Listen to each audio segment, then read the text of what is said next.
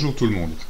Donc à l'occasion de la sortie de la nouvelle version du logiciel SDR Uno, la version 1.41, je vais vous faire une petite présentation du logiciel. Donc il n'y a pas grand chose qui a changé, mais à part quelques plugins qui sont installés directement sans qu'il vous ayez quoi que ce soit à faire. Et je vais vous montrer tout de suite comment également installer une banque de données de mémoire, hein. Très pratique pour les amateurs d'écoute, hein.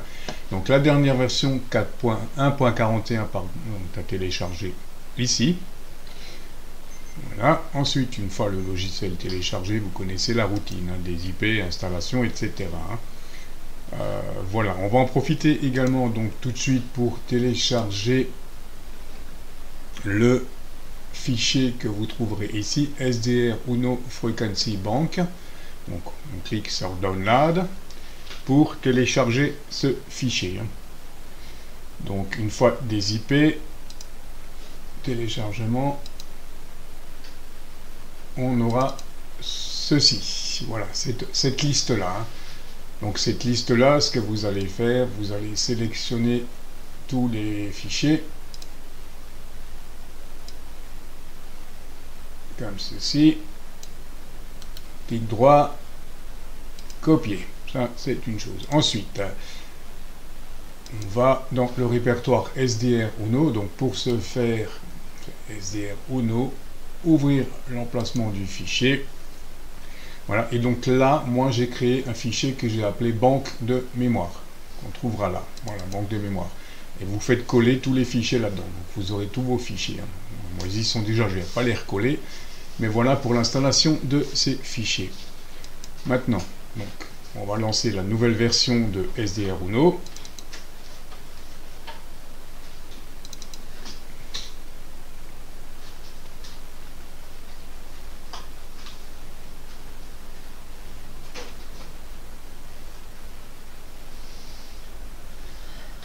Voilà. Donc pour ceux qui n'ont pas l'habitude, hein, qui ne connaissent pas trop SDR Uno, je vous mettrai le fichier, la doc complète en français, en PDF, hein. Donc au lancement, quand on ne connaît pas, c'est un peu spécial, c'est vrai, hein. Donc il faut organiser toutes les différentes fenêtres. Comme on voit, on peut les déplacer, hein.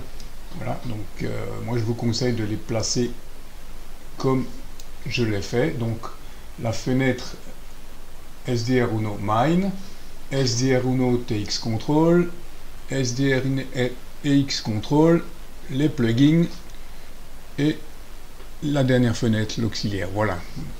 Et la cascade en dessous. Moi, je vous conseille de le placer comme ça. Une fois que vous avez fait ça, vous cliquez tout simplement sur Save. Là, voilà. Et vous avez enregistré l'espace comme il est là, hein. Donc, au prochain démarrage, vous aurez exactement la même fenêtre. Maintenant, comme je vous ai expliqué tout à l'heure, on a mis donc dans SDR Uno une banque de données de mémoire. Donc, comment récupérer ça? C'est pas bien compliqué. Donc on clique sur mémoire pour afficher le panneau de contrôle. Donc moi j'ai déjà récupéré une partie de ma liste ici. Tout ce qui est par exemple, donc là j'ai toute la liste aviation. Donc pour récupérer votre banque mémoire, vous faites clic droit, Open Bank, et vous allez récupérer donc les fichiers à l'endroit où vous les avez mis, hein. Donc moi je les avais mis en l'occurrence dans SDR Uno banque mémoire, et là on a donc tous les fichiers mémoire, hein. Donc on a toute une liste de fréquences aviation, je vous l'ai vu, toutes les fréquences radio amateurs, les balises HF, les fréquences maritimes, les fréquences militaires, et voilà, hein. Donc si vous voulez par exemple télécharger les fréquences fax pour faire de la réception fax, vous cliquez sur double, voilà, et vous avez donc toute la liste des fréquences fax.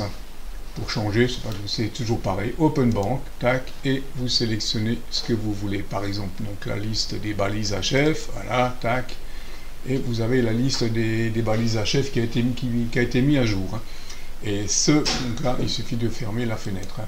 Et ce plugin de fréquence est mis à jour régulièrement. Donc c'est vraiment très très intéressant, hein, pour faire de l'écoute, d'avoir ces petites bandes de données, hein.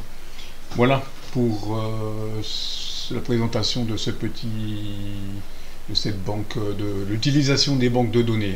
Au fur et à mesure, je vais vous faire d'autres vidéos expliquant donc la réception ADSB, le fax, l'RTTY et tout ça. Au fur et à mesure, je vous expliquerai le fonctionnement des plugins dans les différentes vidéos.